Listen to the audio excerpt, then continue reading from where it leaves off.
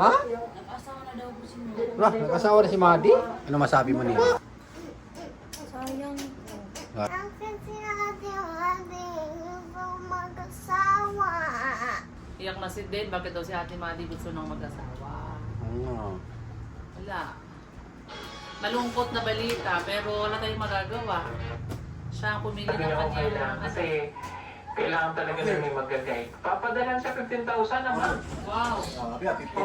naman. PT Mary. Please like and subscribe.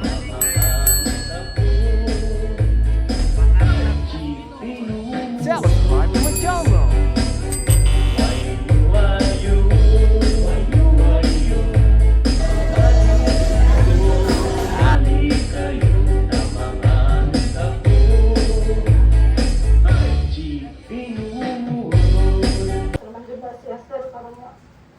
Hala.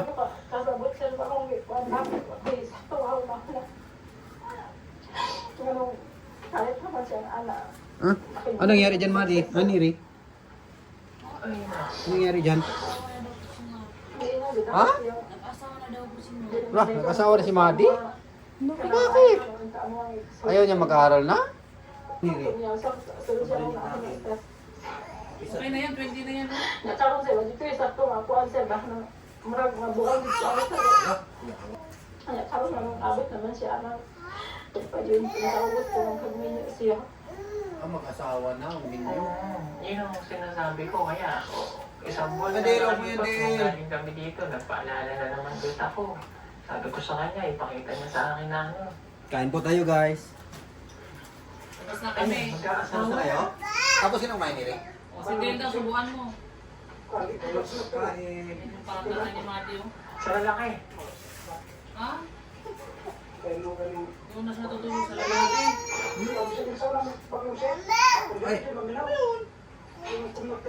kain ka? Sabi ni Mama, tapos ka na daw. Ayaw makinig. Matigas talaga ulo.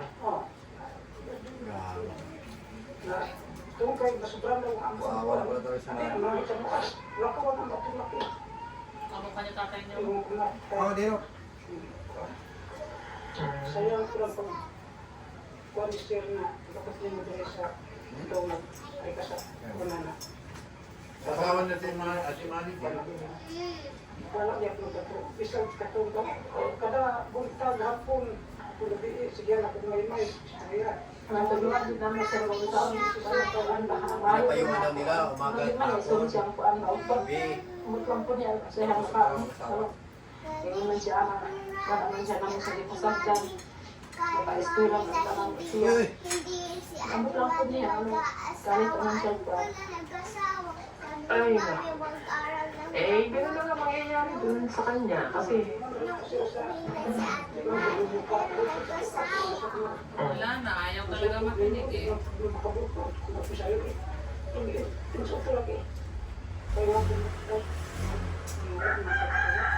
Awanan ni katungod sir ba murag dulog na niya ginikanan sa ano hindi ano mo na nakikinig. istorya.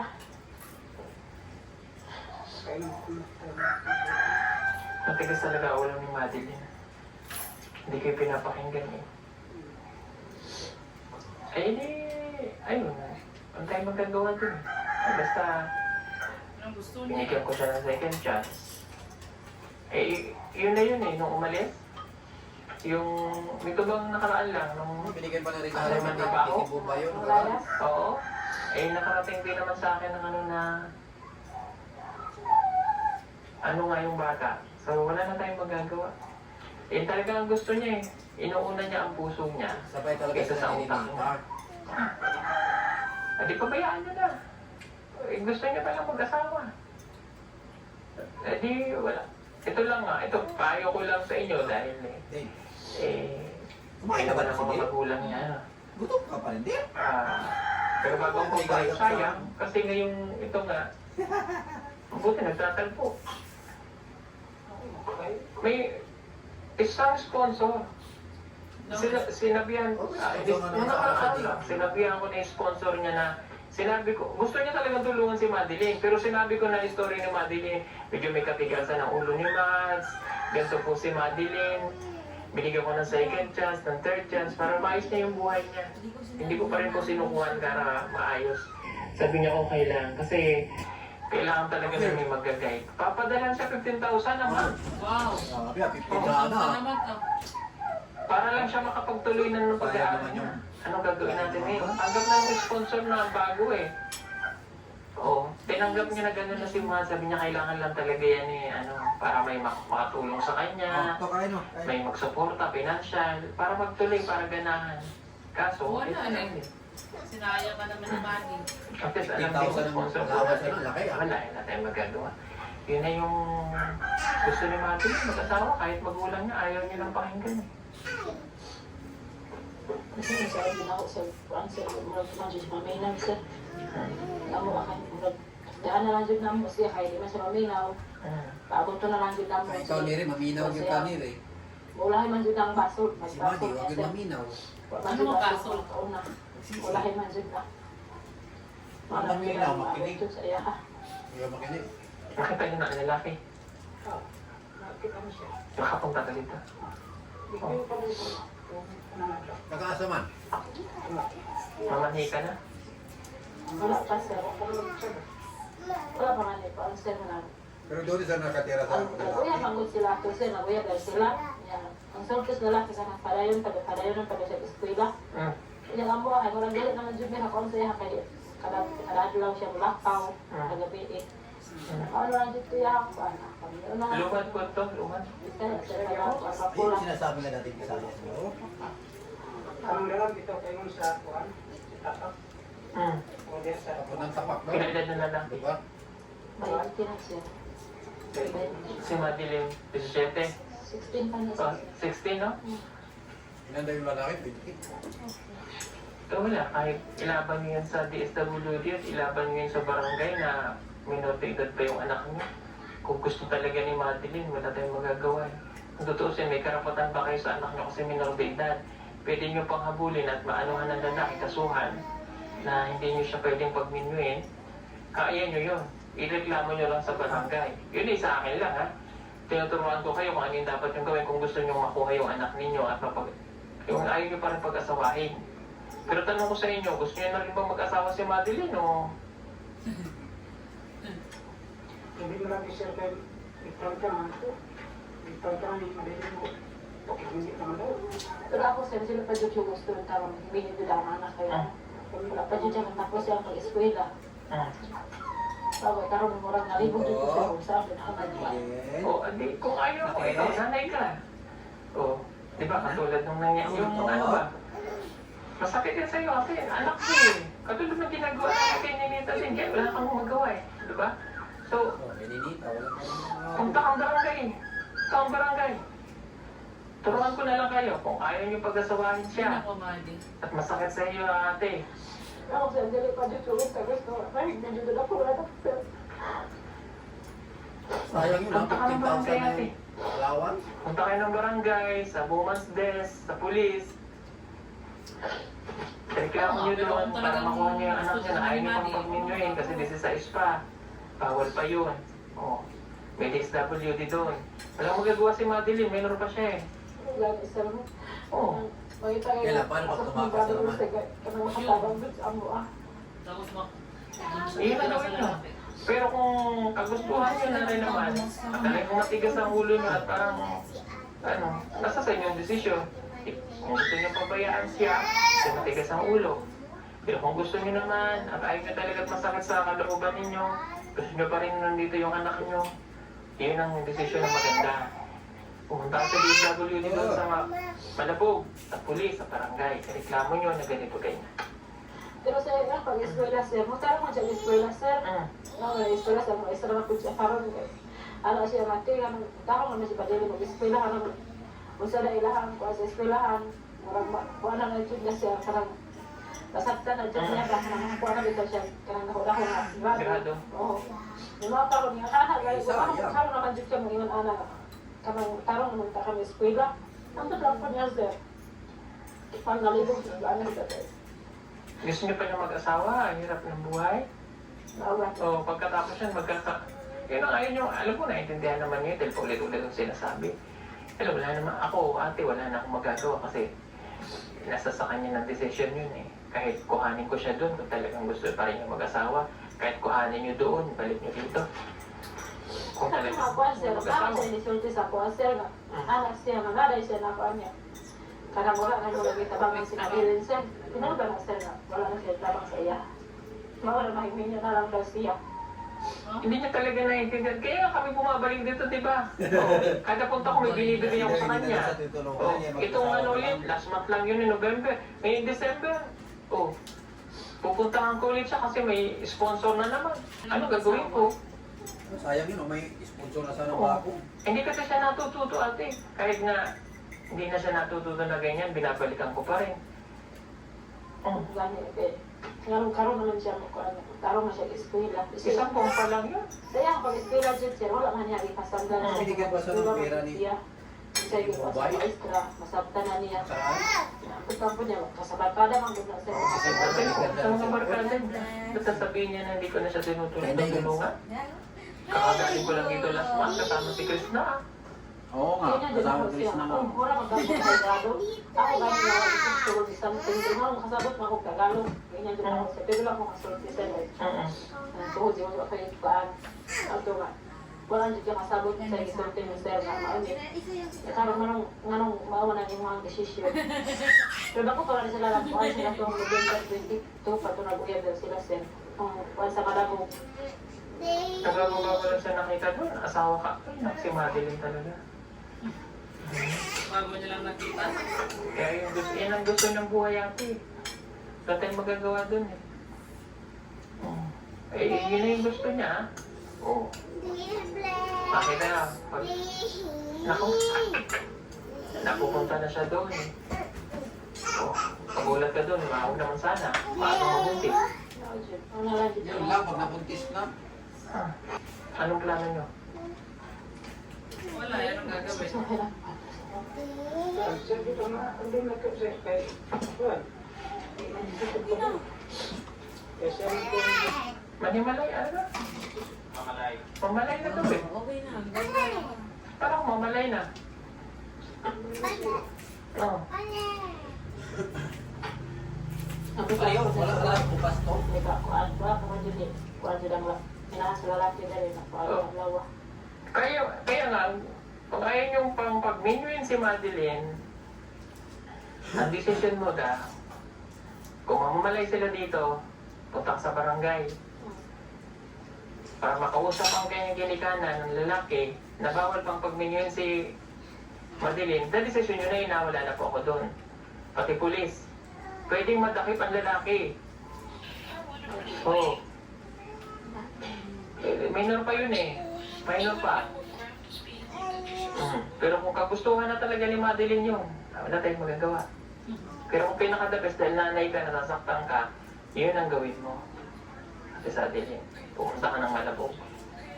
Pero sasabihin naman doon, pag nandun kayo, kasi katutubo, aayusin nyo lang. Huwag ka pa rin pumayag kung gusto mo talaga. Mag-reklamo sa DSWD. Ha? Oo, lalo na yung Bisaya ang lalaki. April 27, Oh. 2026. 2026 pa. Yeah, karon Gusto mo to Ano pagtato? sir ko? Dave. Hindi na ito makinig Dave, ang pagtato. kuan. Kaya na ako napag-build sila din. Ang Korean. Mahalong mo na itong lalaki sa ako ipanak ko. Dito mo para ano yun si Madeline. Dito siya. Anak mo yun eh. Huli ko din. Para magtino siya. Baka yung ano niya dahil yung concern niya, pag pinigilan niya, ikaw ipapulis niya. Baka si Madeline, siyempre magagalit niya. Gusto niya na magtuba ng damit oh. Oh, kam. Baka nangati na yan. Hindi. Maligo Bigyan mo ka. sa DSWD. Oh, kain na kain. Makita niya. Dali mo sa DSWD siya. Kaya Pati kasi ulo na eh. na baligin. Para ma-realize ng mga ginagawa niya. Hindi mo lang siya sir. Ayun mo, kuan ko na yung kuan. Ito. Kasi wala nga rin yung kuan. 5 minutes dyan. Magbinyo, Jud. Ay, pabinyuhin na lang. Ayan, magbinyo, Jud. Tigas ulo ng batang yan. kailangan pagalit siya, patuloy ang mga manghod na. Kasi Pabinyuhin na para matapos Gusto na. ko pagalit niya na Katagong-tagong na sa mga paborito sa mga nakay allowance. Ano sulod ng kainala. Wala rin katagong din sa kong papa. Wala na. Ito pa din, no? Sulod ng pagdagong na kuwan. Ayun na. Basta ako, ate, wala na akong magagawa. Kung talagang gusto niyo mag-asawa, wala na. Ginawa ko naman na lahat ng pwede namin gawin para maisip siya, matuto siya, bigyan ng lesson. Ayaw niyong pakinggan. Bigyan ng Ay, di. lesson. Pabayaan niyo. Kung ayaw mo namang magreklamo doon, pabayaan mo na. Pero, ay nanay ka naman eh, hindi mo naman mabibesyo. Bigyan mo lang ng lesson din. Kailan, pag nabuntis na, wala na. May nakasir na pag-istoryahan na po ganina. Di mo kawan. Gusto na po. Ayaw daw sa mga Saan sa mapula, ate? Pasiyan, sir. Sino ayaw mo lola na magninyo? Natos yan. Ako ngay ganyan. Ayaw ninyo. Madilig kay nay nagtawag sa luha. After sinakuhila ka, usahay duha ka daw, yung kung kaon ba kayo, kunahon na anak ko kang madilin. Ito na naman ang ginawa ng laki. Iwan ako, sige, paghulat mo mga dito siya. Paghagot mo, nalo ka itong laki, bakit? Ito pinakuhan mo. Abi niya, atong laki na, di may Sabi naman, kasabot dyan daw ni sa kaya. nakatira eh. Tutulan niya na yun. Kabal ako sagot ko muna ko. Di gyud ko mo gusto mo minyo kaning ako baka 16 pa lang edad sa ako. Eh, wala akong magagawa, Lola, eh. Kung siya ambot lang, lumayan siguro to si Marilyn. Na ilang may itong laki na. Malas daw. Kung lagi makuhaan mo. Usahay, di laki Usahay na. Una-una lang ito yung laki. Hindi lumayan kita. Lumaw lagi yung nakatwa dito. At ito dito sa barangay. Yeah. Hindi ko na akong anak. Ayan siya kayo lahat sa natin. Yung siya ba? Oh, sige. Kalit kayo. Abot na mo. Wala sinakuan. Pwede na mo hilas na ba? Pwede ba may gusto mong inis na din. Kaya na niya tabang.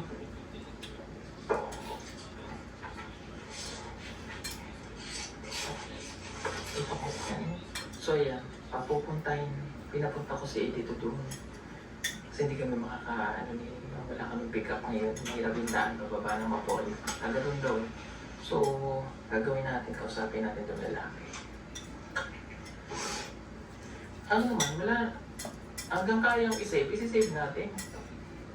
Kailan, pag talagang alis man sin Coron ba? Kasi nukuhan. Ay, naku, nagkamadyan namin. Ginag-guide ko pa rin sila mga chibay. Talagang gusto ko silang tulungan eh. Kailang wala eh. Ito na yung huli. Huli na talaga itong mga may promise. Huli na. Yan eh. Sisave ko na naman sa magang pag-aasawa. Andun eh. Andun na sa lalaki. Oh. Isaya daw yung Baka mamaya, buntis lalaki. na. Ibang-iba talaga si Maylin sa kanila eh. Sorry ha, naikukumpara. Si Maylin, nung pagmiminyoin ng parents niya, Anong umayaw? siya mismo ang umayaw, di ba? Nakita niyo nakipag-battle tayo. Siya yung umayaw, ayaw niyo mag-asawa. Ito naman. Siyempre, alam ko kung sasabihin ng mga tao sa atin dyan, mga viewers natin. Tigas talaga, nagpabalik-balik pa kayo dyan. Tigas ka, alam niyo pabayaan nila. Madali po kasi sabihin yung mga kababayan. Pero yung bang tinuri mo silang mga dito pamilya kasi sila yung lahat dito ay kumbaga nakatira. Tulungan talaga. Pinabahayan natin para mag-ayos kahit paano. Pinag-aaral, nakapag-asa sa Luzon. Umuwi dito, sinbaybay mo pa rin, ginagawin mo pa rin. Hanggang kaya mo isave, gagawin mo parang sa anak ba natin? Hanggang kaya mo isave mo. Hanggang kaya mo gagawin mo, gagawa ka ng paraan. Tingnan natin, para save. Kung wala naman na talaga, mali. Kasi magawa. Kausapin ko lang yung lalaki talaga. Di ba, ibang-iba si Maylin na ipinaglaban niya yung lokasyon. Ayaw niya mag-asawa. Pero ito, kaya nga nandito to para palagi silang i-remind. Ayun o. Yan si Maylin to, hindi niya to bahay ha. Pero nandito ang Wala, picture picture ako dyan, ay ni Mylene. Picture Eh, yung unang pagkakita ko kay Ay, Mylene, sante. na siya ay mag-aasawa at ayaw niya mag-asawa kaya Si naiyak Dino nandun, no? yan. Ayan, oh. Yan yun. Oh, sinave ko nakapag-birthday siya. Yan, oh. Ayan, tama-tama. O parang nare-remind siya na ay, kaso wala eh. O yan, si Mylene yan. Saktong-sakto yan, dito yan. Ayun na sila, Bel. Ayan sila. Oh, Ayun na sila. Sinundo pala sila ni dito. Nandiyan din si Madi? Oo. Nag-aabangan. Ha? Pero ang bangan. Ay, abangan? Ah, yun yung lalaki? Yan o. Parang matanda na yung lalaki, oh.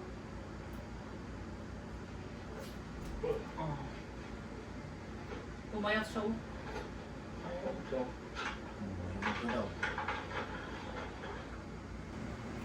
Ano masabi mo, Neri?